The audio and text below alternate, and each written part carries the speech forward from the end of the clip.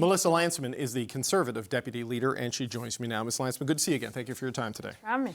So C-5 is moving through the House of Commons with the support of the Conservatives. A major bill. Why was your party so willing to support the Carney Liberals in this? Look, I think during the election, Canadians were, I think, loud and clear about wanting to see this country build big things. I think C-5 is a step in that right direction.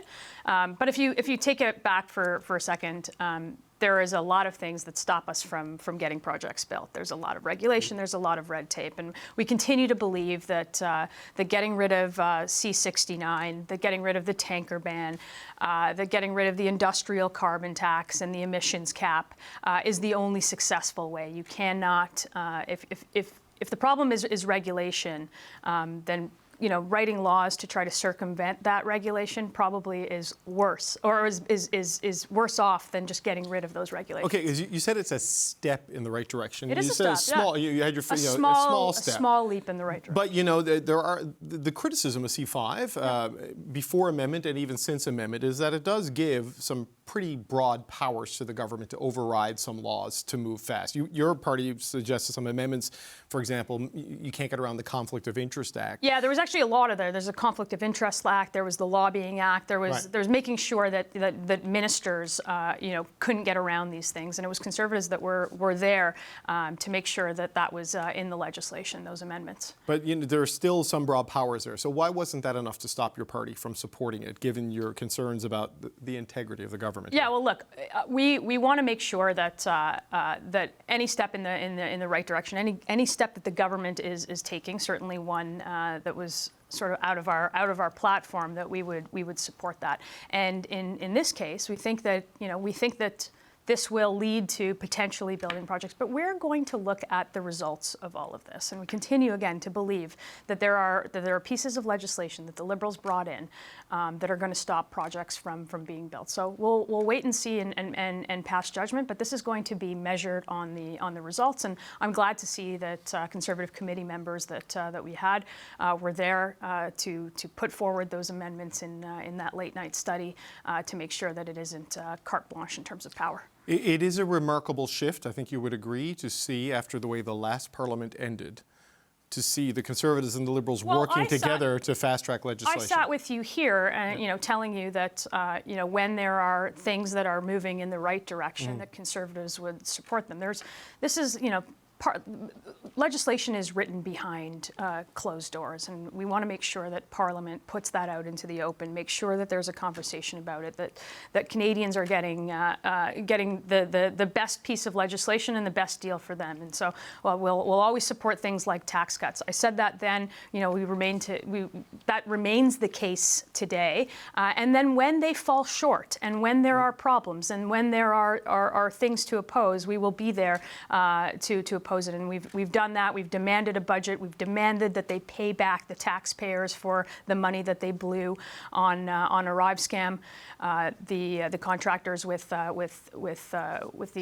the two guys in the basement that didn't actually do IT work that got all those contracts. We will be there to be the opposition on the things that matter. Right, but look, and I know this is what you said the last time we spoke here on the show you would do. It is still just notable to see it, considering. I mean, I said it, and then it happened. I know you're not used to that. But, no. I wasn't suggesting that. It's just there's a bit of whiplash with the tone change of Parliament on the way things are working. But you worked with them on this, getting this legislation through. It should get through the Senate. We believe by the end of next week or sometime soon after that.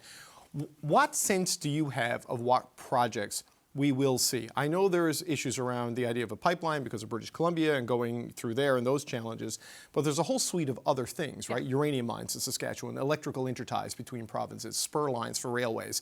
What is your sense of what they're prepared to do here? Look, I don't have a sense of it, and I don't think Canadians have a sense of it because they haven't said as much. He went to premiers. He said that there would be a list. There is still no list. There are still many questions rather than answers, and we've been the party priority of making sure that we develop our resources, that we build our Canadian economy. We'll continue pushing them in that direction. We want to create an economy that works for people, that works for workers, that works for those in each of those sectors, and that actually powers us forward. So we'll be there every step of the way, making sure to hold their feet to the fire, to explain to Canadians what's what and what's at stake and what they're actually going to do. We haven't seen that. You know what would have done that? A budget would have done that. And unfortunately, we didn't get that. We just got a table of estimates.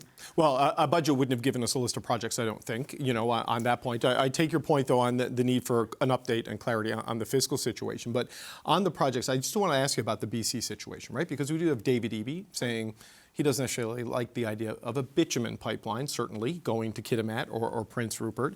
The Prime Minister has said he wouldn't impose a project over the objections of a province.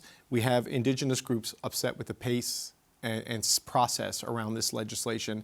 How would you recommend they reconcile dealing with provinces and Indigenous groups? There are long-established processes in this country about consultations, and we've built pipelines before, and there are 43 million Canadians. There are a majority of those Canadians that want to see projects built, that want to see our energy reach other markets. And I would say that no one person and no one group has a veto in this country. And we hope that the Prime Minister makes good on his word to actually build things in this country. When you look at the pushback, though, to the way this legislation was moved so quickly. You do see Indigenous groups, everyone from the ITK to the AFN, saying not necessarily opposition to the idea, but just the process. It's gone so fast. They never got to appear at committee. Things like this. Are you worried that the goodwill that exists to move rapidly on industrial development could result in a loss of goodwill with a lot of these particular groups who are now saying, hold on? Well, I think there are a lot of groups that support this as well. So picking out necessarily the ones that don't isn't necessarily productive to the conversation. But I would say again, like long-established processes about consultation in this country, lots of safeguards and stopgaps in the system. And again, like there isn't one group in this country that's going to have a veto over the economic future and the building in this country. So the Conservatives have cooperated with the government on the tax cut, not as big as you'd like, but a step in the right direction. Consistent not with the even principles. Close to as big. No, but consistent with the principles you outlined. And again on this, Mr. Poilievre is not here. We assume he will win his by-election in Battle River Crowfoot.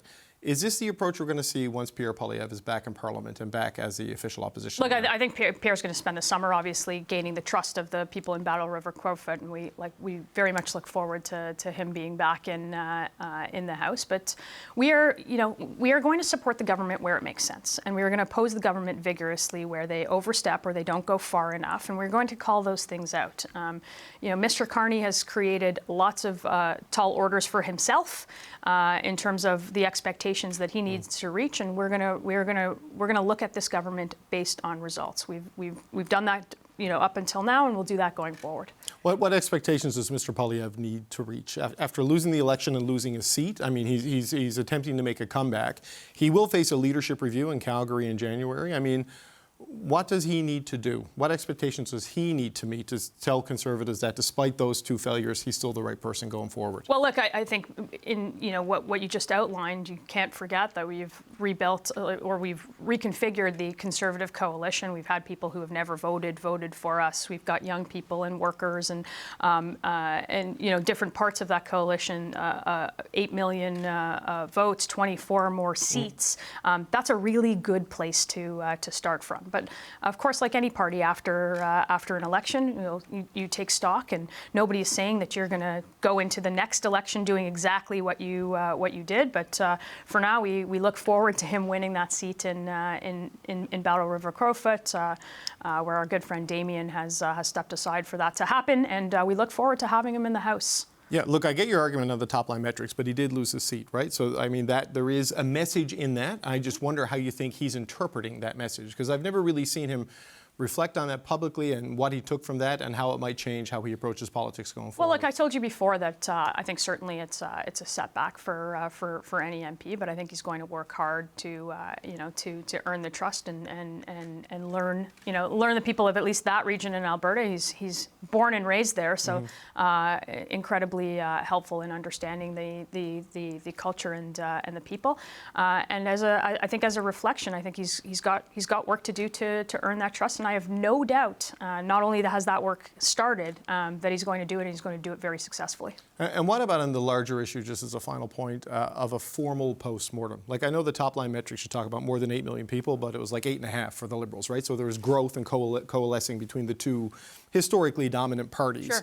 But what sort of a formal post-mortem are you doing? I know Mr. Poilievre has been calling people. We've talked to some of the people we've spoken with, but just the bigger picture on the party that's independent from the leader. What's look, I think there? there's lots of listening to do, lots of sort of take stock from those who worked on the campaign on the ground and in our movement for many years. And like I said, after every election, whether you win or you lose, you try to figure out what you can do and how you can do it better. And I think that work is ongoing with lots of members of the party. Will there be something though that's formal and a report, to the caucus? A report. Well, I'm not going to write you a report on.